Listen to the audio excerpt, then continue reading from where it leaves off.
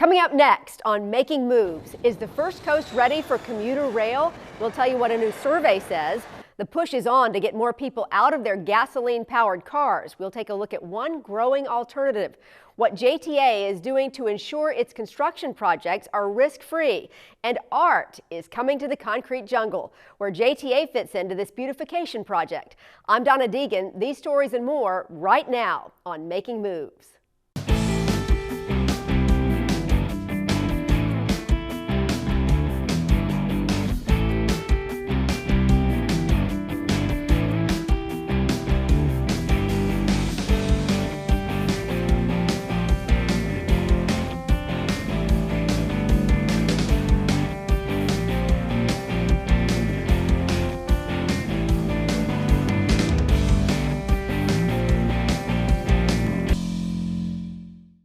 Hello and welcome to Making Moves. I'm Donna Deegan. We begin on the railroad tracks of South Florida, where construction on All Aboard Florida's high-speed rail project continues to move at a rapid pace. When Phase 1 is complete, trains will run the 235 miles from Miami to Orlando in just 3 hours, with speeds of up to 125 miles per hour. Rail stations in Miami, Fort Lauderdale, and West Palm Beach are currently under construction. Congresswoman Corrine Brown of Jacksonville recently praised the project as an environmentally responsible transportation option that will create 10,000 jobs and remove 3 million cars from the road. The Miami to West Palm Beach leg is expected to open in early 2017, with the full section from Miami to Orlando to open later that same year. Connections to Jacksonville are also part of All Aboard Florida's future plans, possibly as early as 2020. South Florida is not the only area in Florida looking at adding rail service. Right here in North Florida, the JTA is exploring the possibilities of adding commuter rail between St. Augustine and downtown Jacksonville. The authority recently completed a survey of elected officials, business, and residents along the corridor to gauge their level of interest in using the commuter rail service. Here's a look at the average respondent and what they had to say about all of this. Well, they are primarily a St. Johns County resident, evenly split between male and female, and 70% have household incomes of over $75,000 a year. As for why they would use rail, nearly 90% said for entertainment events, 75% for shopping, 70% for sporting events, and 66% for general sightseeing. 3 areas stood out as work destinations: Jacksonville South Side, St. Augustine, and downtown Jacksonville. 56% of respondents ID'd one of those areas as their work destination. A whopping 93% said they typically drive themselves to work each day, and more than half of those surveyed either use US 1 or I-95 for their commute. As you might guess, 79% travel between 6 and 9 a.m. Now here's one that may surprise you. 54% of those surveyed travel more than 20 miles, with 15% traveling 35 miles or more. About the same number are spending 30 minutes or more commuting. Of those who responded, 11% have used public transit in Northeast Florida during the past year, with 54% taking a bus, 37% using a shuttle, 29% taking the Skyway, and the same amount on a trolley. But it all boils down to how many people will actually use a commuter rail service if it was implemented. Nearly 80% of those surveyed said they were likely or very likely to use commuter rail if it were available. Well, to help us sort out all of this information and tell us what happens next is Andy Rogers, and Andy is the project manager for Commuter Rail.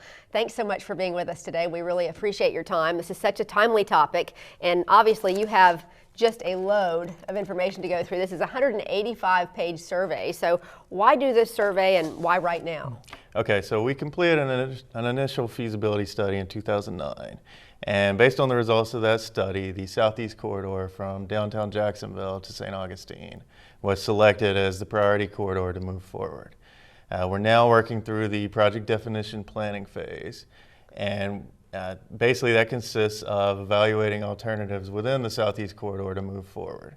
So we focused on residents inside the Southeast Corridor only. And we just felt like the timing was right to get out there and get some feedback from the public. Why was the timing right? Well, we didn't want to go too far down the road in our planning efforts without knowing where the people within that area really stood on the project. So, but that was an area where you felt like there was just a great deal of that was the heavily traveled area, basically. Is that really what you were thinking? Right. So the corridors planned along US 1 on the existing rail line, which would, in essence, give you an alternative route to I-95. Right. So we wanted to get out to the people who live in that area and just get their thoughts on preliminary station locations, how much they might use the system, if they were even interested in the system before we went too much further. Well, I know as a Jacksonville native, my initial thing is, everybody wants to drive up and park in front of wherever it is they're going. But obviously, as our population continues to increase and traffic continues to increase, people's minds may expand a little bit on that topic. So I wonder what your expectations were on that front and how do they differ from the actual results? Okay, so we tried to go into the survey without a lot of expectations. Really, we were just looking for some feedback from the public related to what their general thought on the system was, how they might use it, how often, would it be limited to work, or would they like to see some other methods of ways they could get around, whether it's special events or those types of things. So we had some expectation of some mixed comments, but overall we were pleased with the high level of participants who voiced satisfaction or support for the project. What surprised you the most? Was that what surprised you the most about the survey? I think so. That just reaffirms to us the potential of implementing commuter rail in Northeast Florida. So. Yeah, fantastic. So you have all this great data here to go through, and it's a lot of data to go through. So what happens now? Okay, so we're going to use the data we obtained through the survey to help us complete the current phase of planning we're in now. It will help us complete preliminary ridership forecasts and further refine our station locations, as well as develop preliminary operating plans and cost estimates. So we're in the process of establishing community focus groups made up of participants from the survey who expressed interest in doing so. And we expect this phase of the project to be complete in early 2016. Okay. Wow, that's quick. Yeah. So if you look at the results of this survey, there does seem to be overwhelming support for adding commuter rail onto this corridor. You've got elected officials in St. Johns County who say they'll support it. So could this possibly happen in the next 5 to 10 years? Yes, we believe it could happen in the next 8 to 10 years. Where we are right now, we have to determine through this process that show feasibility of the project based on the ridership projection and the estimated costs.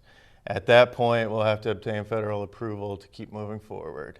And then a lot of other aspects would come into play, such as identifying funding, working out right-of-way agreements, completing our design, and working with the local railroads to obtain those agreements as well. So of all those things that you mentioned, what would you say is the biggest hurdle you're facing here to actually making this plan a reality? Well, a project of this magnitude is going to have a lot of costs. So I think identifying funding sources and allocating those costs to cover the project will be our biggest hurdle going forward. So you're obviously looking for some federal help with this as well? Correct. There will definitely be federal funding would be required to move forward. State funding as well? Probably state and local funding as well. Okay, so a lot to do, but it's really exciting to see some progress here. Very, very exciting stuff. Hopefully next time you're on the show, you'll be telling us that we're just about ready to get started with this project. Yes, hopefully so. We're optimistic that we can get there. Fantastic. Andy Rogers, thank you so much for joining us. We appreciate your time. Thank you. And we look forward to having you back again. Well, it is official. JTA's Stadium Shuttle service is returning for its 21st consecutive year of transporting thousands of football fans to Jacksonville Jaguars games at Everbank Field. Each year, the Federal Transit Administration must approve the service, giving private companies the opportunity to bid on providing service to the games. Over the past 2 decades, the JTA has been the only viable option based on assets, infrastructure, and service cost. Season passes for the Stadium Shuttle will be available starting the first week in August. Single game tickets will also be available for the same low price as last year, $7 for downtown lots, $12 for suburban lots. Gas price fluctuation caused by the U.S.'s long-term dependence on foreign oil has been one of the main catalysts for both business owners and commuters to start looking at alternative fuel vehicles. Later this year, the JTA will begin using the first compressed natural gas-fueled buses in Jacksonville. CNG buses produce a quieter, more efficient ride, but for car owners like you and I, there may be a better option. Making Moves senior correspondent Terry Casey joins us now. And Terry, you say the push in the private sector is not CNG, but electric cars. That's right, Donna. And electric, when it comes to vehicles, is one thing that's gaining big momentum. And not only are electric car sales beginning to surge, well, it's no longer considered a question of if anymore, but when you will make the switch. And one of the key target areas for manufacturers right now is here in North Florida. This highway landscape looks pretty familiar, doesn't it? Gas-powered vehicles with their noise and emissions, critics say, only worsen as North Florida grows. But what if they were electric-powered instead?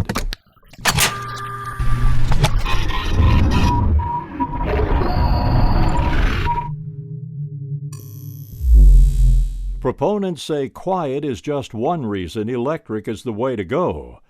Cornelius Willingham of Nissan's electric car division out of Atlanta was in town for an electric vehicle forum, and I asked why the electric car industry's sudden interest in North Florida. North Florida happens to be a very important market, obviously in terms of the number of people who are here, but also the demographics of the area, the pattern of commuting. There are certain places that lend itself more to electric vehicles than others. North Florida is almost perfect for adoption of electric vehicles. Maybe so, but there's more to it than that. It really started as part of our Alternative Fuels Coalition initiative that we started through the Department of Energy back in 2009. Jeff Sheffield is Executive Director of the North Florida Transportation Planning Organization, or TPO.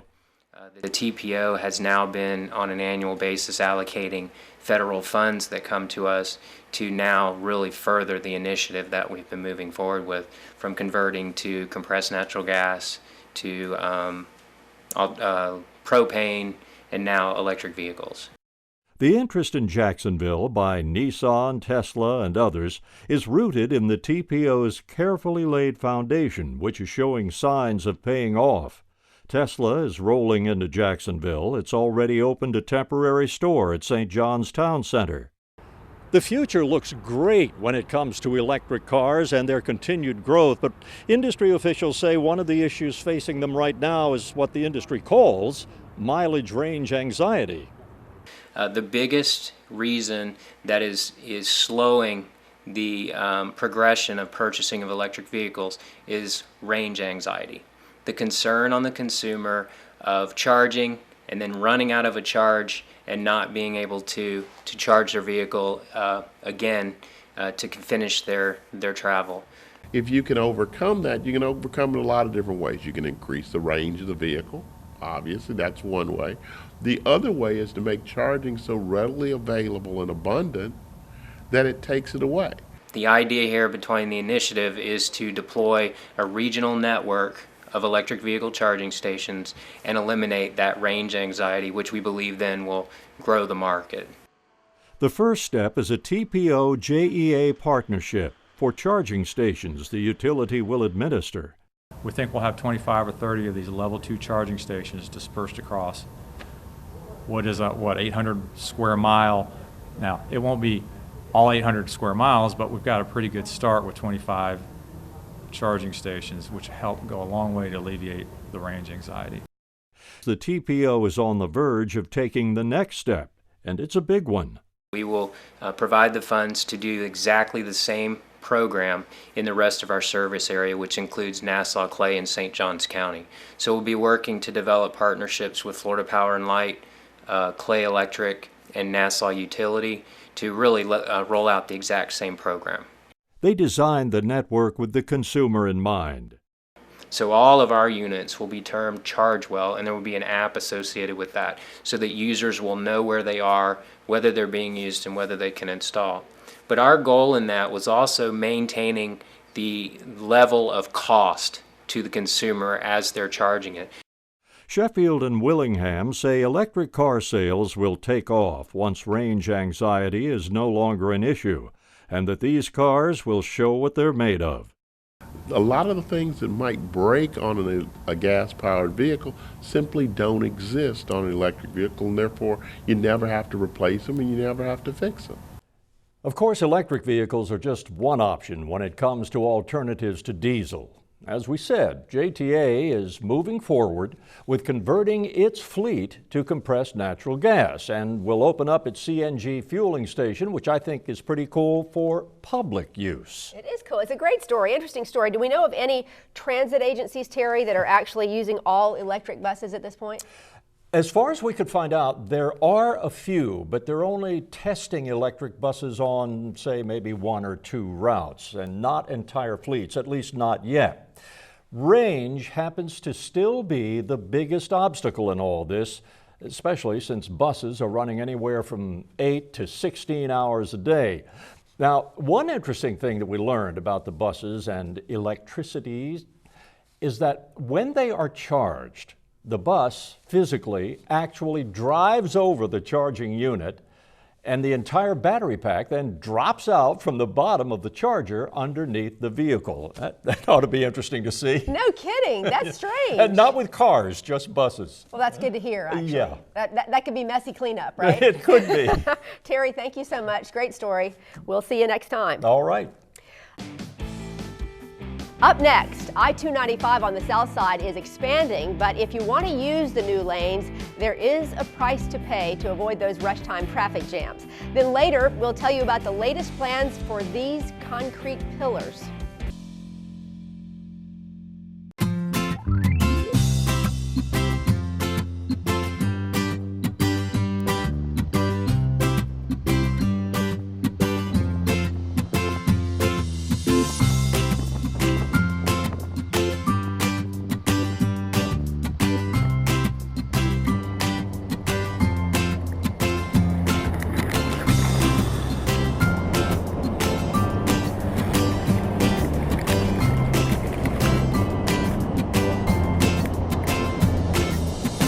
The Beaches Trolley can take you to eat, meet, shop, and have fun in the sun. The weekend service runs every 15 minutes from South Beach Regional Shopping Center to Atlantic Boulevard. It is available Fridays, 6 p.m. to 2 a.m., Saturdays, 10 a.m. to 2 a.m., and Sundays, 11 a.m. to 7 p.m. For more information about the Beaches Trolley, visit www.jtafla.com. My friend James Gandolfini and I got to know a lot of combat vets over the years, and it guts me that 22 of you are taking your own lives every day. Wounded Warrior Project is here to help. You don't have to go it alone. You hear me? You don't have to go it alone. The best place to be on game day is Everbank Field, watching your hometown Jaguars. And the best way to get to the stadium is on the JTA Stadium Shuttle. The Stadium Shuttle operates 2 hours before kickoff and 1 hour after the game. We've been doing this for 8-9 years now. We love it because it beats all the traffic. We get in and we get out. It's nice and cool. It's just convenient. I don't have to worry about parking down near the stadium and being in that crowd and the rush. And it's a little bit more congested down there. It's just, hop on the bus, hop on the shuttle, and you get back to your vehicle and you get pulled straight out. All JTA shuttles are wheelchair accessible. JTA connection vans are available at convention center lots. Stadium Shuttle season pass holders receive a savings of up to 20%. Purchase your Stadium Shuttle season pass today. Single game tickets start at just $7. Tickets are available online at jtafla.com or the customer service center downtown at the corner of Forsyth and Hogan. Here's your JTA season passes. You can also purchase a ticket at any JTA Stadium Shuttle lot. The Stadium Shuttle is brought to you by JTA and 1010XL, the official radio station of the Jacksonville Jaguars. Go Jay! Welcome back to Making Moves, everyone. Traveling on Jacksonville's south side is expected to improve following the announcement that portions of I-295 will be expanding. But will you be willing to pay a fee to use the new lanes and avoid the rush hour traffic jams? Commuters who travel this section of the I-295 East Beltway between State Road 9B and Town Center Parkway during the peak of the morning and afternoon rush are all too familiar with the agonizing gridlock that often happens here. Well, now a major road construction project is set to begin in September to help keep the traffic moving, increasing the number of travel lanes to as many as 12 in some areas, which will include express toll lanes, giving drivers the option to choose to cruise. Those who want to use that to move on through the traffic, so you're late for an appointment or whatever, or you get tied up in congestion, to help relieve that congestion, some people can jump on the express lanes using the sun pass and get on through the traffic congestion. The express lanes will be added here in what is now a grassy median. It will be widened to 3 lanes, allowing the inside express lanes to become a flyover, then connecting directly to JTB. The outside lane will end just north of the Gate Parkway off-ramp, then merge with I-295's general use lanes. FDOT officials say the toll rate charged to your SunPass will vary depending on the volume of traffic using the lanes, but the rate can be as low as 50 cents depending on when you get on to and off of the system. And it would be based on the amount of traffic using that as far as the toll rate. But you don't have to stop at a toll booth or anything. It's just basically seamless. You're driving on through and it's automatically deducted from your account. Tittle says the heavy volumes of traffic coming into this area is expected to increase even more once the 9B extension opens up, allowing access with St. Johns County. He says the express lanes will benefit all drivers trying to navigate the area, especially during peak driving times. The $156 million project is expected to be complete by early 2017. Along the I-295 East Beltway in Jacksonville, Eugene Lindsay, JTA, and Making Moves. It's one of the hottest buzzwords in the business world, ERM, Enterprise Risk Management. Many companies are talking about it, but few have successfully implemented it. But as Making Moves Chief Correspondent Bill Milnes explains, not only is JTA using ERM, it is quickly becoming as important to the authorities' work as its buses. Every company has risk. The larger the company, the more opportunity for something to go wrong. But if that company has a successful risk management program, then those risks can be minimized or eliminated before they happen. We basically run through all of the bad things that could happen that could potentially derail any of those objectives. Sonia Carroll is JTA's internal auditor and manages the agency's Enterprise Risk Management Program, also known as ERM. When you say enterprise risk management, it seems like it's really bigger than what it is, but essentially it's a global look at your organization and identifying where you could have shortfalls. JTA Mobility Works is the authority's largest construction venture since the Better Jacksonville Plan. Mobility Works will have 13 road and intersection construction projects, along with 14 corridor improvement projects, and has been getting much of the attention from Carroll. She's been working closely with all the various project managers and using ERM techniques to ensure nothing goes wrong, like busting the budget. Anything associated with not being able to complete the projects as identified in the project management plan, we go through and essentially try to preemptively identify the risks and then put controls in place that would prevent any of those from happening. Project managers, Carroll says, tend to know everything about their projects except what they don't know. That's where ERM comes in. They would be able to tell me, these are the potential issues that we see in the future. And from there, then we say, okay, what can we do to prevent those issues?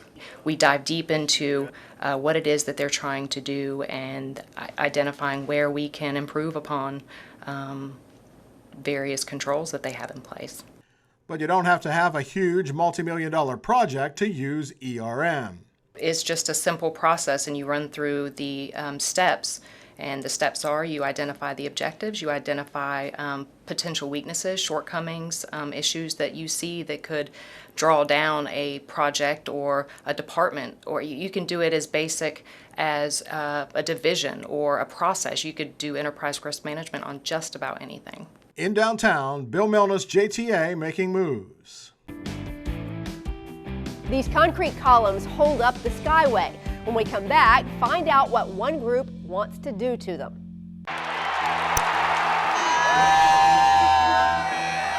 The best place to be on game day is Everbank Field, watching your hometown Jaguars. And the best way to get to the stadium is on the JTA Stadium Shuttle. The Stadium Shuttle operates 2 hours before kickoff and 1 hour after the game. We've been doing this for 8-9 years now. We love it because it beats all the traffic. We get in and we get out. It's nice and cool. It's just convenient. I don't have to worry about parking down near the stadium and being in that crowd and the rush. And it's a little bit more congested down there. It's just, hop on the bus, hop on the shuttle, and you get back to your vehicle and you get pulled straight out. All JTA shuttles are wheelchair accessible.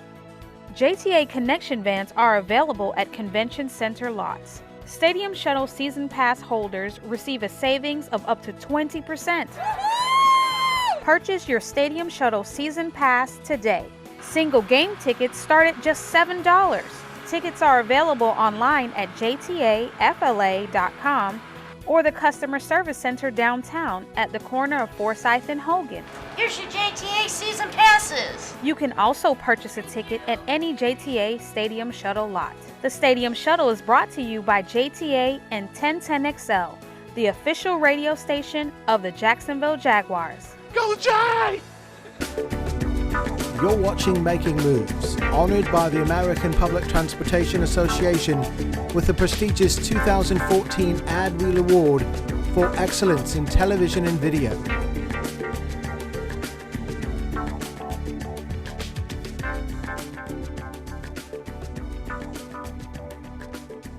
Welcome back. The concrete jungle that is downtown Jacksonville is about to get a new look in 2016. Jacksonville's Art in Public Places program will be implementing permanent public art projects funded through Jacksonville's Downtown Investment Authority. Phase 1 of the project includes an investment of $180,000 to use on utility boxes, bike racks, street furnishings, outdoor sculptures, and adding art to the concrete columns of JTA's Skyway. Projects will be concentrated in an area of the Spark District that encompasses the Skyway Central Station to the west, City Hall and Hemming Park to the north, the Times Union Center for the Performing Arts to the south, and engages Hogan Street and Laura Street from west to east. And that wraps up this edition of Making Moves. Thanks for taking the time to join us. We'd like to thank Andy Rogers for joining us in the studio. And don't forget, you can watch current and past episodes of Making Moves online at jtafla.com. Just click on the Media Center. Or check out our Facebook page at facebook.com/JTA Making Moves. For all of us here at Making Moves, I'm Donna Deegan. We'll see you the next time we're making moves.